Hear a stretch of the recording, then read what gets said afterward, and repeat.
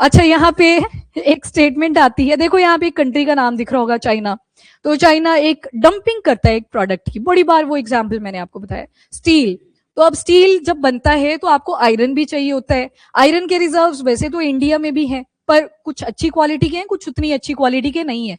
तो यहाँ पे नितिन गडकरी जी बोलते हैं कि विदर्भा, विदर्भा कहाँ पे है? महाराष्ट्र। वहां पे जो आपको आयरन की ओर्स मिलेंगी, जो 75% आयरन ओर्स हैं विदर्भा रीजन की, महाराष्ट्र में जो लोकेटेड है, वो बहुत अच्छी क्वालिटी का है। और अगर आयरन ओर अच्छी क्वालिटी का है, आयरन आपको जल्दी मिल जाएगा, प्रोसेसिंग यूनिट शायद उतनी कॉम्प्लेक्स नहीं होगी। अभी मैं दो एग्जाम्पल दे देती हूँ, एक हेमेटाइट है, एक सिडराइट है, आगे आएगा वो, तो डरना मत। हेमेटाइट बहुत अच्छी क्वालिटी का आयरन आपको प्रोवाइड कर देता है, मतलब उतनी ज्यादा कॉम्प्लेक्स प्रोसेसिंग यूनिट नहीं लगेंगी, आपको जल्दी से आयरन अचीव हो जाएगा। दूसरी तरफ मैंने एग्जाम्पल दिया सिडराइट। सिडराइट में आयरन की क्वांटिटी लगभग 48% तक की होती है, मतलब आपको ज्यादा कॉम्प्लेक्स प्रोसेसिंग यूनिट लगानी पड़ेगी ताकि आयरन को वहां से निकाला जा सके। मेन जो फोकस है वो स्टील पे किया गया है। आयरन का यूज एक्सटेंसिवली स्टील की इंडस्ट्री में करा जाता है। स्टील किससे बनता है? इनडायरेक्टली आयरन, और क्रोमियम वगैरह तो बाद में ऐड करा जाता है कि कोरोजन ना हो उसमें, तो क्रोमियम बचा लेता है, तो वो एलॉइंग तो बाद में करी जाती है। तो अब जो फोकस करा जाएगा वो विदर्भा के आयरन ओर्स के ऊपर किया जाएगा। और आपकी ज्योग्राफी में एक, जब आप इंडियन ज्योग्राफी पढ़ते हो तो उसमें मिनरल्स पे भी फोकस करा हुआ है कि इंडिया के अंदर कहाँ कहाँ पे मिनरल्स वगैरह रिजर्व्स इनके प्रेजेंट है। तो ये आर्टिकल हम पूरा ही कवर कर लेंगे। इंडिया कहाँ पे स्टैंड करता है, फॉरेन कंट्रीज में जो इंपॉर्टेंट लोकेशन है, जैसे मैं आपसे पूछूं पिलबारा, पिलबारा कहाँ पे है? हाँ, नहीं, ये ऑस्ट्रेलिया में है। ये ऑस्ट्रेलिया में है, देखा लगा ना ऐसे कि ये इंडिया में है। ये नहीं, आयरन के और सबसे ज्यादा जो प्रेजेंट है वो पिलबारा रीजन ऑफ ऑस्ट्रेलिया, उसके नॉर्थ वेस्ट साइड में ये लोकेटेड है। तो मतलब ऐसी लोकेशन आती है। और मिनरल्स के ऊपर हर साल एक सवाल आता है, स्पेशली आप लोग हरियाणा वाले, आप जरूर करके जाना। और मैच द फॉलोइंग आता है, पता है तो ठीक है, नहीं है तो छोड़ना पड़ेगा। तो आयरन ओर तो कर ही लेना है एटलीस्ट। चलिए जी, करते हैं फिर अबाउट जो महाराष्ट्र को लेके एक स्टेटमेंट आई। अब देखो चाइना क्या करता है, बड़ा ज्यादा स्टील मैन्युफैक्चर करता है। इंडिया में भी हम स्टील को मैन्युफैक्चर कर रहे हैं, पर चाइना सस्ते रेट पे डंपिंग कर देता है बहुत ज्यादा हमारी कंट्री में। तो जो इंडिया में पॉपुलेशन है उसके पास एक ऑप्शन बन जाती है कि जो इंडिया का है, मान लो वो 90 रुपीज का बिक रहा था स्टील, इन्होंने वो 60 रुपए पे ही बिकवा दिया। तो ऑब्वियस सी बात है, ज्यादातर जो पॉपुलेशन है वो सोचेगी कि सस्ता मिल रहा है, ये वाला परचेज कर लेते हैं। जब बहुत ज्यादा बल्क में कोई कंट्री प्रोडक्शन करती है और किसी दूसरी कंट्री में उसको फेंक देती है, तो उस प्रोसेस को क्या बोलते हैं? डंपिंग।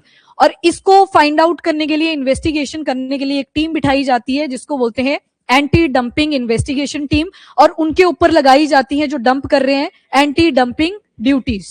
तो उनके ऊपर पनिशमेंट के तौर पे ये ड्यूटी भी लगा दी जाती है। अब ये चीज बहुत ज्यादा इंक्रीज हुई, चाइना के ऊपर एंटी डंपिंग ड्यूटी लगा दी। इन्होंने बोला रास्ता बदल लेते हैं। साउथ ईस्ट एशिया में इतनी सारी कंट्रीज हैं जो इंडिया के साथ ट्रेड करते हैं, पहले वहां पे स्टील को पहुंचाएंगे, उसके बाद उनके ऊपर ड्यूटी भी नहीं लग रही, हमारा दोबारा से स्टील कहां पहुंच जाएगा? इंडिया के अंदर। तो इसी वजह से अब हम फोकस कर रहे हैं कि चाइना से अगर कंपीट करना है तो स्टील भी हाई क्वालिटी का होना चाहिए, प्लस जो प्राइसिंग है वो भी उसकी लो होनी चाहिए, जो हमारी पॉपुलेशन पे करने के लिए रेडी हो जाए। तो इसी वजह से अब स्टील के ऊपर कुछ हाइलाइट्स हैं, उनको देख लेते हैं।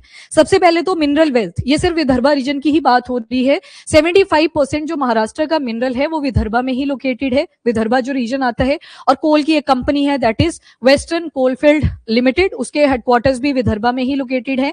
और ये देख लो जो लोकेशंस हैं, ये महाराष्ट्र की बात हुई है, जैसे गढ़चिरौली, इस रीजन में भी आपको 65 ग्रेड का आयरन ओर मिलेगा। ग्रेडिंग जितनी ज्यादा होगी उतनी अच्छी क्वालिटी का वो ओर रहेगा, जो भी एलिमेंट उसमें से निकल के आएगा। और जैसे जैसे ग्रेड घटेगी तो आयरन की क्वांटिटी घटती चलेगी, इंप्योरिटीज उसमें ज्यादा होंगी। जैसे जमशेदपुर, जमशेदपुर कहाँ पे आएगा? वेरी गुड, अब ये पता है आपको, ठीक है।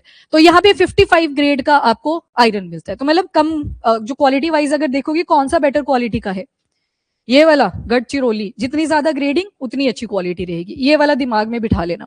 जैसे केकिंग इंडेक्स आपने पढ़ा था, केकिंग का मतलब क्या था? किसी पाउडर को किसी पीस के अंदर कन्वर्ट करना। केक कैसा दिखता है? पीसेस में कटता है ना। तो केकिंग इंडेक्स का मतलब होता है किसी प्रोडक्ट को जब आप किस में कन्वर्ट करते हो, एक पीस की फॉर्म में, दैट इज केकिंग इंडेक्स। तो जितना ज्यादा केकिंग इंडेक्स उतनी ज्यादा उसकी पीस मेकिंग फॉर्मेशन हो सकती है।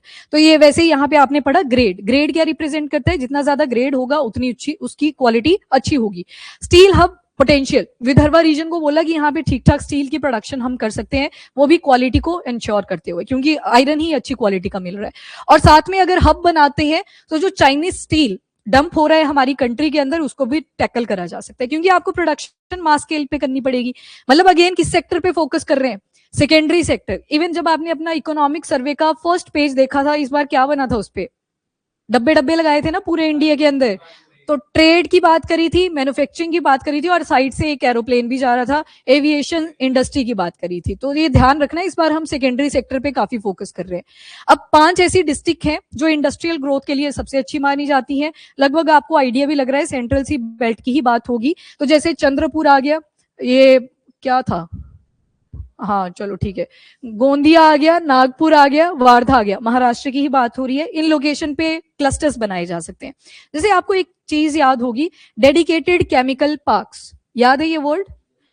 अभी इनकी लोकेशन नहीं बताई गई है हमारी गवर्नमेंट के द्वारा, पर केमिकल क्लस्टर्स बनाने हैं। एक ही जगह पे बड़े सारे केमिकल प्लांट्स लगेंगे। वैसे प्लांट्स की यहाँ पे भी बात हो रही है कि इन डिस्ट्रिक्ट के आसपास एक इंडस्ट्रियल ग्रोथ हो सकती है, तो वो सेटअप किया जाएगा।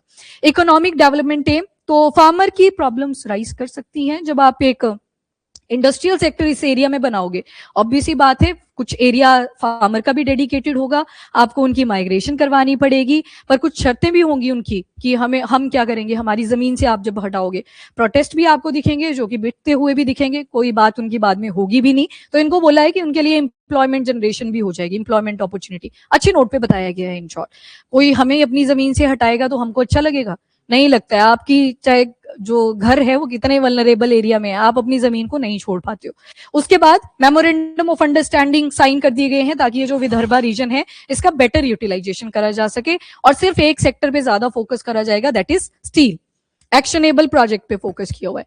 40+ पावर प्लांट्स आज के टाइम पे आपको विदर्भा रीजन में मिलेंगे। मतलब पावर सरप्लस रीजन है, पावर की शॉर्टेज नहीं होने वाली विदर्भा एरिया के अंदर। और स्ट्रेटेजिक लोकेशन है रिसोर्स के हिसाब से भी और इंडस्ट्री पोटेंशियल के हिसाब से भी, स्टील के लिए भी और जो बाकी की अलाइड सर्विसेज जहां जहां पे भी आयरन का यूसेज रहता है। ज्योग्राफिकल एंड सोशल कॉन्टेक्स्ट अगर देखो तो ईस्टर्न महाराष्ट्र की बात हो रही है। मतलब ये वाला पार्ट महाराष्ट्र का है, इस रीजन की ही सारी बात हो रही है। यहाँ पे बॉर्डर किस स्टेट के साथ लगेगा? छत्तीसगढ़। छत्तीसगढ़, और छत्तीसगढ़ की एक प्रॉब्लम आती है, क्योंकि यहाँ पे सोशल कॉन्टेक्स्ट भी बोला है, नक्सलिज्म वाली प्रॉब्लम।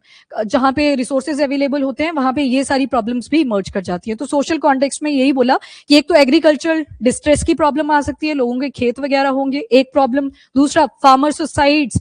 ऑलरेडी पहले भी आपने बहुत सारे सुसाइड के केसेस देखे थे फार्मर्स के। तो जब आप इंडस्ट्रियल क्लस्टर बनाओगे इन एरियाज के अंदर, दोबारा से ये इश्यूज हाईलाइट हो सकते हैं। एंड नक्सलिज्म, स्पेशली जो गढ़चिरौली, जहां पे 65 ग्रेड का आपको आयरन ओर मिलता है उस रीजन में, और ये बिल्कुल बॉर्डर एरिया पे प्रेजेंट है, जो बॉर्डर करता है अलॉन्ग विद द छत्तीसगढ़। तो ये तो पार्ट है महाराष्ट्र का, पर किसके पास में है? छत्तीसगढ़। और छत्तीसगढ़ में प्रॉब्लम है नक्सलिज्म। क्रोमियम हम खरीद लेते हैं फॉरेन कंट्री से। अब देखो, जब स्टील की मैन्युफैक्चरिंग होती है ना, 90% तो इसमें आयरन का यूसेज होता है, इसमें हम क्रोमियम भी ऐड करते हैं, इसके अलावा निकल भी ऐड करते हैं। क्रोमियम का जो मेन पर्पज है वो एक ही है कि आपका जो स्टील है वो कोरोड ना करे, कोरोड मतलब खराब ना करे। तो इनको हम खरीद लेते हैं। अब सारी चीजें तो नहीं है, सारे रिजर्व्स अवेलेबल नहीं है, पर जो मोटी मोटी चीजें, कोल हो गया, आयरन हो गया, इनके रिजर्व्स हमारे पास ऑलरेडी प्रेजेंट है। देखो, प्योर फॉर्म तो और होती नहीं है, बोला क्या और, ये ऑलरेडी मिक्सचर है दो चीजों का। ग्रेड की बात करी जाती है, जैसे 65% यहाँ पे देखा। अभी आ रही हूँ मैं ओर्स के ऊपर, हेमेटाइड जो सिडराइट मैंने बात करी, उसमें दिखाऊंगी आपको कि कितनी इंप्योरिटीज होती हैं। वहां से आपको ये भी दिखेगा कि 48% सिडराइट के अंदर मैंने बोला आयरन है, तो बाकी क्या बचा? इंप्योरिटी है। तो और का मतलब ही क्या है? वो इम्प्योर है, उसमें से आपको निकालना पड़ेगा जो एलिमेंट आपको रिक्वायर्ड है। ठीक है जी। तो ये लोकेशंस की बात हुई। सबसे पहले क्या क्या सोशल इश्यूज आ सकते हैं? अब देखो, ये साइड में 4 मेजर आयरन ओर हैं जो आपको इंडिया के अंदर भी मिलेंगे, फॉरेन कंट्रीज में भी मिलेंगे। तो पहले इंडिया वाला केस देखेंगे।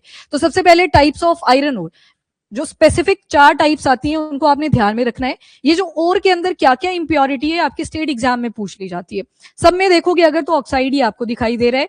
एक आई थिंक पंजाब के पेपर में पूछा था कि जो सिडराइट है ये किस एलिमेंट का ओर है, तो ये आयरन का ओर है। ये पंजाब के पेपर में पूछा हुआ है सवाल। तो और आपकी एनसीईआरटी में भी ये मेंशन्ड है, इस वजह से भी पूछा गया था। तो सबसे पहले हेमेटाइट, मैग्नेटाइट, लिमोनाइट और लास्ट में आएगा सिडराइट। जैसे जैसे नीचे को आओगे ग्रेड घटता जाएगा। मतलब जो ऊपर के हैं हेमेटाइट और मैग्नेटाइट, सबसे अच्छी क्वालिटी के आपको आयरन ओर्स यहाँ पे मिलेंगे। और सबसे बेकार क्वालिटी कहाँ पे आएगी? तो सिडराइट के पास में। 1 बाय 1 सभी को देखते हैं। तो हेमेटाइट और मैग्नेटाइट सबसे इंपॉर्टेंट है, क्योंकि आयरन का कंटेंट इनके अंदर सबसे ज्यादा मिलेगा। और स्टील प्रोडक्शन में सबसे ज्यादा यूसेज हेमेटाइट और मैग्नेटाइट का ही करा जाता है। हेमेटाइट सबसे पहले मोस्ट इंपॉर्टेंट है, वाइडली यूज। अगर कोई आयरन ओर आपसे पूछा जाए वो भी कौन सा है, हेमेटाइट। इसी वजह से तो हम फॉरेन कंट्री से परचेज कर रहे होते हैं, क्योंकि रिक्वायरमेंट को वो फुलफिल नहीं कर पाता जितने रिजर्व्स हमारे पास अवेलेबल होते हैं। अराउंड 60 to 70% आयरन इसमें से निकलता है। प्रोसेस हर एक ओर की सेम ही रहेगी। जैसे अगर आपने पीछे ध्यान दिया, हेमेटाइट के अंदर आयरन है, मैग्नेटाइट के अंदर देख रहे हो आयरन अवेलेबल है, लिमोनाइट के अंदर देख रहे हो आयरन अवेलेबल है, और लास्ट आ गया सिडराइट, इसमें भी आयरन अवेलेबल है। ये बाकी सब क्या बच गया, ये इंप्योरिटीज है। ये ऑक्साइड आ गया, ऑक्साइड आ गया, बस यहाँ पे ऑक्सीडेशन नंबर चेंज करते जा रहे हैं, वैलेंसी चेंज करती जा रही है। यहाँ पे भी आप ऑक्साइड भी देख रहे हो, हाइड्रोजन के कॉम्पोनेंट भी देख रहे हो, यहाँ पे कार्बोनेट आ जाएगा। तो आप ओवरऑल क्या देख रहे हो, बहुत ज्यादा इंप्योर है। तो जब ओर की बात होती है, इसमें पहले करी जाती है स्मेल्टिंग। स्मेल्टिंग का मतलब है आपके पास और क्या था, जैसे हेमेटाइट Fe2O3 या फिर Fe3O4, आपका अगले वाला जो मैग्नेटाइट था। स्मेल्टिंग में क्या करा जाएगा, इन दोनों को सेपरेट कर दिया जाएगा। सेपरेट करके स्मेल्टिंग करके मेरे पास क्या निकल के आएगा, Fe। पर शायद अभी Fe2O तक ही हम पहुंचे, या शायद FeO तक ही हम पहुंच पाए, मतलब अभी भी थोड़ी बहुत इंप्योरिटी लगी हुई है। फिर जाएंगे अगले स्टेप पे, क्या बोलते हैं उसको, रिफाइनिंग। मतलब अब इसको पूरे तरह से साफ करना है। जो ऑक्सीजन वाला कंपोनेंट भी बचा था उसको साइडलाइन करो, और क्या निकल के आएगा आपके पास, आयरन। ये प्योर फॉर्म होती है। तो मतलब प्रोसेसिंग यूनिट लगती है, तब जाके आप एक कंपोनेंट के ऊपर आते हो जो आपको एक्चुअल में यूज करना है। प्रोसेसिंग यूनिट तो लगानी पड़ेगी ना, और को भी अगर साफ करना है। ये वाली अब जो प्रोसेसिंग यूनिट्स होती हैं, दो तरह की होती हैं। कौन कौन सी थी, पायरो मेटलर्जी। पायरो कहीं पे भी शब्द आ जाए, हीट, टेम्परेचर की बात करी जाती है। हाई टेम्परेचर का यूज करके ये जो ऑक्साइड है लगा हुआ आयरन के साथ, इसे सेपरेट करा जाएगा। या फिर दूसरा क्या था, हाइड्रोमेटलर्जी। हाइड्रोमेटलर्जी, तो यहाँ पे केमिकल्स का यूज कर लिया जाएगा। एसिड हो सकता है, बेस यानी कि एल्केलाइन हो सकता है, उनका यूसेज करके आप इसको सेपरेट करोगे। तो ये प्रोसेसिंग यूनिट इसके लिए लगती है, वो रिक्वायरमेंट है, इंडीड वो चाहिए हमें। तो सबसे पहले हेमेटाइट की बात कर लो, 60 to 70% तक का आयरन है, स्टील प्रोडक्शन में यूसेज होता है। कलर कैसा मिलेगा, तो reddish brown to black colour का मिल सकता है, रेडिश ब्राउन से ब्लैक तक का। और देखो जितना ज्यादा आयरन का कंटेंट है, प्रोसेसिंग यूनिट उतना कॉम्प्लेक्स नहीं रहेगा। जितनी इंप्योरिटी बढ़ती जाएगी, आपकी प्रोसेसिंग यूनिट भी कॉम्प्लेक्स होती जाएगी। जैसे एक याद करो कल का एग्जांपल, मोनाजाइट आपने देखा था, कितने सारे एलिमेंट्स उसमें प्रेजेंट थे। तो एक को अगर निकालना है प्रोसेसिंग, तो आपको सभी की करनी पड़ेगी। तो जितना ज्यादा इंप्योर, उतनी ज्यादा प्रोसेसिंग यूनिट। तभी बोला इसको कि इजी टू प्रोसेस है, क्योंकि आयरन की क्वांटिटी ही बहुत ज्यादा है हेमेटाइट के अंदर। और मेन सोर्स जो आयरन का है majority of the part of countries में, मतलब पूरे वर्ल्ड की बात हो रही है, वो कौन सा रहता है, हेमेटाइट। उसके बाद आता है मैग्नेटाइट। मैग्नेटाइट की अगर बात करें तो इसमें भी अराउंड 70% तक का आयरन चला जाता है, थोड़े बहुत ऑक्साइड्स मिलेंगे, ब्लैक कलर का होता है, और इसके अंदर मैग्नेटिक प्रॉपर्टीज होती हैं, वहीं से नाम डिराइव हुआ मैग्नेटाइट। तो एक एप्लीकेशन भी आपको पता लग रही है, आयरन का ही बना होता है मैग्नेट भी, वो चाहे से परमानेंट हो या इलेक्ट्रोमैग्नेट हो। इलेक्ट्रोमैग्नेट में स्टील का यूज करा जाता है, फेरोमैग्नेट्स आगे, तो उन सारी ये एप्लीकेशन रहेंगी। बाकी आयरन की क्वांटिटी इसमें भी रिच है, तभी शुरू में बोल दिया कि जो हेमेटाइट है और मैग्नेटाइट है, सबसे ज्यादा यूसेज इन्हीं दो ओर्स का रहता है। लगभग आयरन की क्वांटिटी सेम सी होती है दोनों के अंदर। इसके बाद आते हैं लिमोनाइट। अब लिमोनाइट में अगर आप देखो, ये हाइड्रेटेड आयरन ऑक्साइड है। अब देखो यहां से आपको पता चल जाएगा इसका कॉम्पोजिशन क्या है। इसके अंदर आयरन भी है, ऑक्सीजन भी है, हाइड्रोजन भी है। शुरू के जो दो देखे उसमें आयरन और ऑक्सीजन ही था। मैग्नेटाइट में आपने देखा ऑक्सीजन और उनकी आयरन की जो वैलेंसी वगैरह थी उसमें थोड़े चेंजेस हुए, पर कॉम्पोजिशन दोनों की सेम थी। इसमें आप देख रहे हो हाइड्रेटेड, यानी कि हाइड्रोजन की इंप्योरिटी भी मिलेगी। सिडराइट में कार्बोनेट था, CO3 लिखा हुआ था वहां पे, तो ये इंप्योरिटीज को रिप्रेजेंट कर रहा है। इसमें जो आयरन की रेंज आएगी दैट इज अराउंड 40 to 60% की। येलोइश ब्राउन कलर का होता है, और लो ग्रेड का और है। लग गया ना पता अब लो ग्रेड क्यों हुआ, क्योंकि आयरन की क्वांटिटी घटती जा रही है। आफ्टर दैट कहाँ पे यूज करते हैं, तो जो हाई ग्रेड ओर्स हैं, जब उनकी कमी पड़ जाती है तब जाके कहीं लिमोनाइट का यूज करना शुरू करते हैं। मतलब जब हमारी सिचुएशन ही वैसी है कि बाहर से आ नहीं पा रहा और हमारे पास बैड क्वालिटी का अवेलेबल है, तो उस टाइम पे यूज कर लेते हैं। Next is सिडराइट। सिडराइट आयरन कार्बोनेट, लिखा था ना वहां पे FeCO3, तो Fe रिप्रेजेंट कर रहा था, आयरन प्रेजेंट है, इंप्योरिटी किसकी थी, कार्बोनेट की। तो इसमें 30 to 40% तक का आयरन कंटेंट अवेलेबल होता है, मतलब ग्रेड घटता जा रहा है। अगेन प्रोसेसिंग यूनिट उतनी ही कॉम्प्लेक्स होती जाएगी। तो मतलब जब आप उस आयरन को प्रोड्यूस करोगे इतनी कॉम्प्लेक्स प्रोसेसिंग यूनिट के साथ, तो उसकी कॉस्ट वैसे ही बढ़ जाएगी। बहुत मेहनत भी तो लगी उसको प्रोसेस करते करते, तो कॉस्ट भी बढ़ जाती है साथ के साथ। पर हाँ, आउटपुट भी कम, प्रोसेसिंग यूनिट भी कॉम्प्लेक्स, कॉस्ट भी ज्यादा चली जाएगी, क्योंकि उनका खर्चा भी तो बैकएंड पे ज्यादा लगा। तो ये सारी प्रॉब्लम्स रहती हैं जब आप ज्यादा कम क्वालिटी का फोकस करते हो। तो इसको तभी यूज करा जाता है जब इमरजेंसी आती है कि हमारे पास अवेलेबिलिटी नहीं है हेमेटाइट या फिर मैग्नेटाइट की, तो we will shift toward limonite और दूसरा सेटराइट, तब जाके करते हैं फोकस। अब आ जाते हैं डिस्ट्रीब्यूशन, वेरी इंपॉर्टेंट, डिस्ट्रीब्यूशन पे सवाल आते हैं। तो सबसे पहले तो पेनिनसुलर प्लेटू, ये वाला, दिस वन। पेनिनसुला का मतलब क्या होता है? ऐसा लैंड एरिया जो तीनों तरफ से पानी के साथ कवर्ड है, तो उस एरिया की बात होगी। इन एरियाज में हमको ठीक ठाक आयरन के रिजर्व्स मिलेंगे। ज्योग्राफी के अंदर जब आप इंडियन ज्योग्राफी पढ़ते हो, वहां पे एक एक स्टेट की डिस्ट्रिक्ट भी देखते हो। यहाँ पे अब हम स्पेसिफिक फोकस करेंगे सिर्फ आयरन ओर के ऊपर। जैसे मैं आपको ना एक डिस्ट्रिक्ट का नाम लूंगी, अभी आपने जस्ट आइडिया लगाना है ये कौन से स्टेट में है। मैंने ज्यादा रिवाइज तो नहीं करवाई है, पर एक टाइम पे बोली थी। चिकमगलूर, गलत। Karnataka, very good, Karnataka. वहां पे भी आपको बहुत सारे मिनरल्स के रिजर्व्स मिलते हैं। वैसे बोला बी के लिए है ना, पहले बोली थी एक बार, इस वजह से मुझे स्ट्राइक कर गया। चलो अब डिस्ट्रीब्यूशन देख लेते हैं कहां कहां पे मिलेंगे। नंबर 1, मेजर आयरन ओर की जो बेल्ट्स हैं, बेल्ट मतलब 2 स्टेट्स एक साथ बोली जाएंगी यहाँ पे। सबसे पहली जो बेल्ट आएगी आपकी इंडिया में, देखोगे इस रीजन में, वन इज ओडिशा और नीचे की तरफ आ गया झारखंड। सबसे ज्यादा और रिचेस्ट जो आयरन ओर की कोई बेल्ट है इंडिया के अंदर, वो यही वाली है, ओडिशा और झारखंड। अभी रैंकिंग के हिसाब से भी देखेंगे कि फर्स्ट पे कौन आएगा, सेकंड पे कौन आएगा, पर ये बेल्ट है। बेल्ट मतलब जहां पे 1-2 स्टेट्स कवर हो जाती है, एक नहीं सॉरी 2 या 3 स्टेट्स कवर हो जाती है, वहां पे बेल्ट बनती है। Odisha and Jharkhand largest and richest iron ores जो आपको मिलते हैं वो इंडिया के अंदर, वो इन्हीं 2 एरियाज में। और जो मेजर माइनिंग एरियाज हैं जैसे क्योंझार, ये कहां पे है? ये ओडिशा में है। ये मयूरभंज, ये कहां पे है? ओडिशा में है, ओडिशा। सिंगबम कहां पे है? ये झारखंड का है। ये बॉर्डर एरिया के पास कनेक्टिविटी बनाएगा, मतलब ओडिशा ऊपर की तरफ है, झारखंड यहाँ पे। सिंगबम आपको झारखंड के नॉर्थ वाले पार्ट पे मिल जाएगा और देन ऊपर वाला पार्ट। ये सबसे बड़ी जो बेल्ट है आयरन ओर की, उसको बनाता है। ठीक है, इंपॉर्टेंट है ये। और सुनो, अब देखो मैं सभी का नहीं आपको याद करने को बोलूंगी, सिंस आयरन ओर के ऊपर फोकस करा गया है, इनकी जैसी स्टेट्स और डिस्ट्रिक्ट्स थोड़ी सी याद रख लेना। वैसे भी आपको पता होनी चाहिए, जो तो यूपीएससी पेपर को टारगेट कर रहे हैं। किसी भी एरिया में पता है ना आपको, ये जॉब कहीं पे भी लग सकती है, अपनी स्टेट में नहीं मिलेगी, पक्की बात होती है। हाँ, तो वो थोड़ा तभी तो स्टेट के लिए फोकस करते हैं कहीं, कि बस अपनी स्टेट में रहना है। तो यहाँ पे आपको डिस्ट्रिक्ट का आइडिया लग जाएगा। Next is produce high quality का हेमेटाइट और दूसरी तरफ मैग्नेटाइट, तो सबसे इंपॉर्टेंट वन। दूसरी आती है आपकी दुर्ग, बस्तर, चंद्रपुर बेल्ट, मतलब छत्तीसगढ़ और महाराष्ट्र की बात हो रही है। जैसे जैसे बस्तर आ गया, कहां पे आएगा? अरे लिखा है छत्तीसगढ़, छत्तीसगढ़ में है बस्तर एरिया। कौन से वाला? दुर्ग आपका एक महाराष्ट्र में भी है। ये छोटे छोटे रीच, हाँ।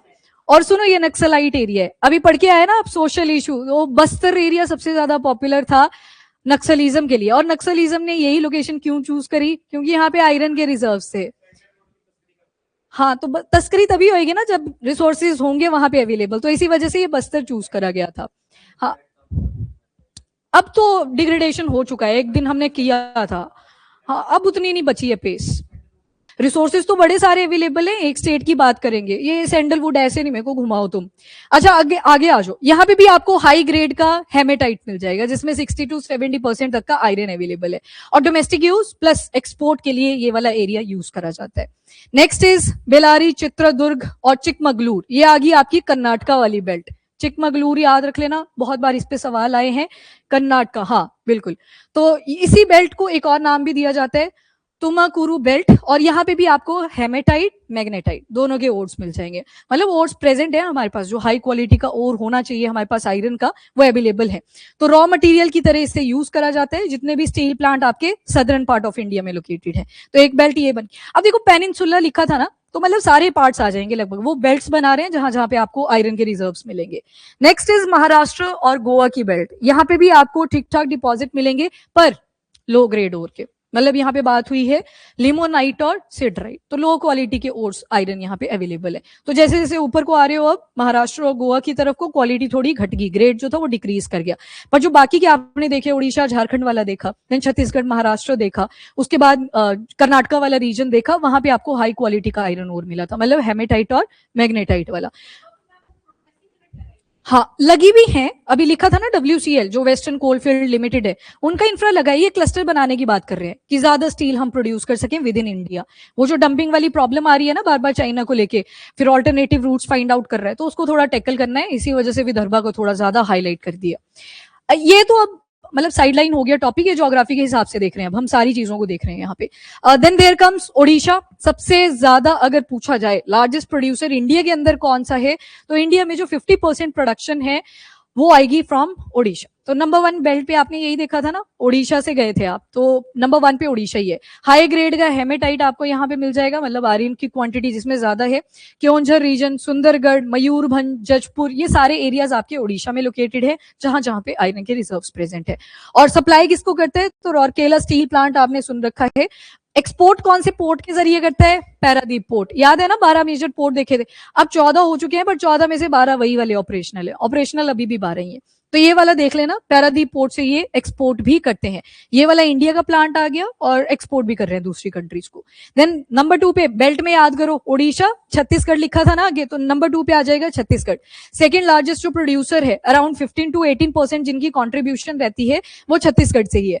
और यहाँ पे बैलादेला इज इंपॉर्टेंट रेंज, जहां पे ये आयरन के रिजर्व्स प्रेजेंट है, और हाई ग्रेड का हेमेटाइट यहाँ पे मिलता है। अगेन 65% 70% तक का आयरन कंटेंट उसमें रहता है।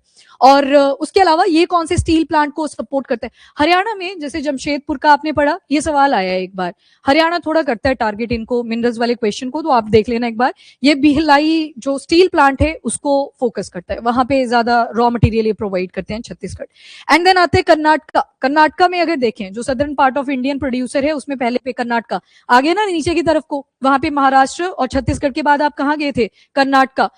कौन से वाली बेल्ट पड़ी थी वहां पे, तो उसी बेल्ट का नाम है वो जो आप कर्नाटका की बात कर रहे थे, तुमाकुरु, तो ये वाली बेल्ट आ जाएगी। इसके बाद सदर्न इंडियन प्रोड्यूसर और 10 to 12% तक की इनकी contribution. Number 1 is Odisha, number 2 is Chhattisgarh, और तीसरे पे आ गया आपका कर्नाटका।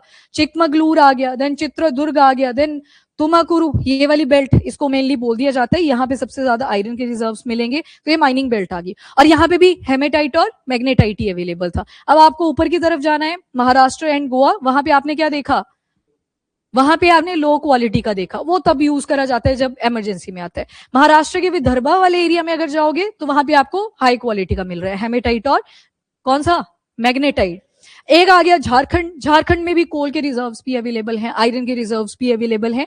8 to 10% जो इंडिया के आयरन ओर्स आपको मिलेंगे वो झारखंड में भी मिल जाते हैं। जैसे सिंहभूम बेल्ट आई, इसमें भी नोआ मुंडी, गुआ और चाईबासा ये एरियाज हैं जहां जहां पे आयरन के रिजर्व्स अवेलेबल है। वैसे डिस्ट्रिक्ट्स की बात हुई है, और ये क्रूशियल थे जब जमशेदपुर को सेटअप करा गया था। जमशेदपुर जो सिटी है आयरन यानी कि स्टील मैन्युफैक्चरिंग के लिए सबसे इंपॉर्टेंट थी, तो यहाँ पे मेनली हेमेटाइट है। तो जो सेटअप हुआ था इनिशियली जमशेदपुर सिटी के अंदर आयरन रिजर्व्स का, सॉरी स्टील प्रोडक्शन का, वो इसी से शुरू हुआ था। तो Jharkhand is again very important. And Maharashtra ये 3 से 4% ही नेशनल आउटपुट लेके आता है। चंद्रपुर आ गया, गढ़चिरौली आ गया, वहां पे वो सिटी आ जाती है वैसे भी, तो आप कैसे ही एक्सप्लोर कर पाओगे। हाँ, और लोकेशन एक बार देख लेना, ईस्टर्न साइड पे आएगी ये वाली, यहाँ पे आयरन रिजर्व्स की बात कर रहे हैं। फिर आता है मीडियम ग्रेड ओर, मतलब आपको जो आयरन की क्वांटिटी है कम मिलेगी, पर विदर्भा वाले रीजन में देखोगे और जो आपका गढ़चिरौली था वहां पे आपने देखा 60% तक का आयरन और मिल जाता है, आयरन मिल जाता है हमें, यानी कि हेमेटाइट और मैग्नेटाइट। और डोमेस्टिक कंजप्शन के लिए इसका यूज करते हैं, एक्सपोर्ट वगैरह पे फोकस नहीं करते। गोवा 2 to 3% इंडिया की आउटपुट इसी में से निकल के आती है, लो ग्रेड का haematite in western coastal belt, और हिस्टोरिकली ये मेजर एक्सपोर्टर ही रहे हैं, और अभी के टाइम पे एनवायरमेंटल कंसर्न भी बहुत ज्यादा है। अब आते हैं ग्लोबल आयरन रिजर्व्स के ऊपर, मतलब कंट्रीज कौन सी प्रोड्यूसर हैं, कौन कौन सी टॉप पे आएंगी। तो नंबर 1 पे आएगी ऑस्ट्रेलिया। ऑस्ट्रेलिया लार्जेस्ट प्रोड्यूसर है और साथ में एक्सपोर्टर भी है। ग्लोबल चेन में देखोगे तो इनका कंट्रीब्यूशन लगभग 40% का है, तो इतनी सप्लाई कर रहा है, ये एक्सपोर्ट कर रहा है। देन इनमें भी कौन सा रीजन है, तो north west part of Australia में लोकेटेड है पिलवारा रीजन, यहाँ पे आपको हाई ग्रेड ओर मिल जाएगा। और जो ऑस्ट्रेलिया इस टाइम पे सबसे ज्यादा सप्लाई कर रहा है आयरन ओर की, वो कर रहा है टू चाइना। चाइना के पास उतने ज्यादा रिजर्व्स अवेलेबल नहीं है, या शायद वो जो डोमेस्टिक डिमांड है उनकी वो भी फुलफिल नहीं हो पा रही, तो बड़ी ज्यादा डिपेंडेंसी है फॉरेन कंट्रीज के ऊपर। तो ये पिलबारा रीजन कहाँ पे है, सुनने में लग सकता है, पता नहीं प्रोनाउंसिएशन क्या है, देख लेना एक बार फिर से, पर ये इंडियन नेम लगेगा आपको, जैसे कईयों ने छत्तीसगढ़ बोला, कईयों ने झारखंड, पर ये ऑस्ट्रेलिया की बात हो रही है। देन दूसरे नंबर पे आता है ब्राजील, लार्जेस्ट प्रोड्यूसर, और यहाँ पे कौन सा माइन का एरिया है, तो कैरेजस। कैराजस एरिया जो है माइनिंग एरिया, वहां पे आपको आयरन के रिजर्व्स मिलेंगे। एंड 20% ग्लोबल एक्सपोर्ट को ये कंट्रोल करता है। यूरोपियन कंट्रीज, एशिया, वहां पे ये एक्सपोर्ट्स करते हैं, वहां पे बेचते हैं। देन तीसरे पे आते हैं चाइना, पर चाइना के पास इतने रिसोर्सेज अवेलेबल नहीं है कि इनकी डोमेस्टिक नीड भी पूरी हो जाए, ऊपर से डंपिंग भी करनी है स्टील की, तो उसके लिए तो और ज्यादा डिमांड होगी आयरन ओर्स की। तो तीसरे पे वैसे चाइना आ जाते हैं। लार्ज लो ग्रेड के रिजर्व्स इनके पास अवेलेबल हैं। सिडराइट हो गया, देन उससे ऊपर कौन सा पड़ा था, लिमोनाइट, तो उनकी ज्यादा अवेलेबिलिटी है। तो मतलब आपको प्रोसेसिंग यूनिट और ज्यादा कॉम्प्लेक्स करनी पड़ेगी, कॉस्टिंग वैसे इंक्रीज कर जाएगी, तो इनको खरीदना ज्यादा सस्ता पड़ता है। अब ये कहाँ कहाँ पे लोकेटेड है ये डिपॉजिट, तो लियोनिंग, हेबी और सिचुआन, इन एरियाज के अंदर ये लोकेटेड हैं जो रिजर्व्स अवेलेबल हैं, लो ग्रेड क्वालिटी के आयरन रिजर्व्स जो अवेलेबल हैं चाइना के अंदर। Then there comes Russia. Russia का यूराल माउंटेन्स की तरफ आयरन रिजर्व्स आपको मिलेंगे, और मेनली सप्लाई कहाँ कहाँ पे करते हैं, तो यूरोपियन कंट्रीज, यूराल माउंटेन्स आ गया ना, ज्योग्राफिकली देख लेना, यूरोपियन कंट्रीज में एक्सपोर्ट करेंगे। यूक्रेन की अगर बात करें, रिच डिपॉजिट्स है इनके पास भी, एक ही लोकेशन के अंदर, नाम है उसका क्राइवीरी, यहाँ पे इनके आयरन रिजर्व्स मिलते हैं। और कौन सी फॉर्म्स हैं, हेमेटाइट और मैग्नेटाइट। इंडस्ट्री, अपनी इंडस्ट्री पे ज्यादा फोकस करते हैं, मतलब डोमेस्टिकली ज्यादा यूज करा जाता है। And then South Africa, high quality के और मिलेंगे आपको नदरन केप के अंदर। नदरन केप आ गया ना याद, केप टाउन, हाँ, तो केप टाउन की बात हो रही है। नदरन जो पार्ट है केप टाउन का, वहां पे आपको इनके रिजर्व मिलेंगे। डोमेस्टिक स्टील मैन्युफैक्चरिंग में भी यूज कर रहे हैं, साथ में एक्सपोर्ट भी कर रहे हैं। उसके बाद कनाडा है। कनाडा की दो लोकेशन, लैब्राडोर और क्यूबेक, यहाँ पे आपको आयरन रिजर्व्स मिल जाते हैं, और ये एक्सपोर्ट करते हैं। एक तो नीचे कौन आ गया इनके, यूएस, और साइड में कौन आ जाएंगे, यूरोपियन कंट्रीज, तो उनको प्रोवाइड करते हैं। और इनके पास जो माइनिंग एक्सपर्टीज है वो ज्यादा आपको मिलेगी, मतलब ठीक ठाक टेक्नोलॉजिकली ड्रिवन है।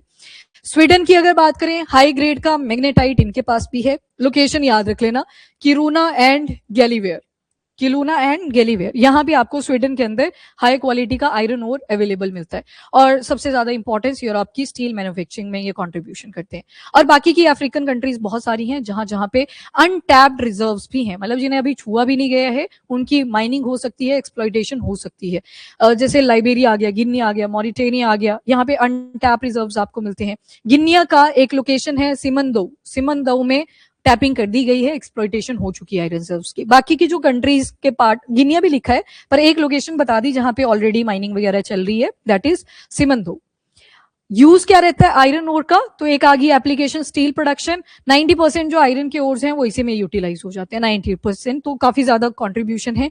कंस्ट्रक्शन और इंफ्रास्ट्रक्चर में देखोगे 50% स्टील का यूसेज रहता है। Transportation, railway vehicle, ships, aircraft 15 to 20% तक का स्टील प्रोडक्शन। और उसके बाद मशीनरी और इंडस्ट्रियल इक्विपमेंट 10 to 15% का स्टील प्रोडक्शन।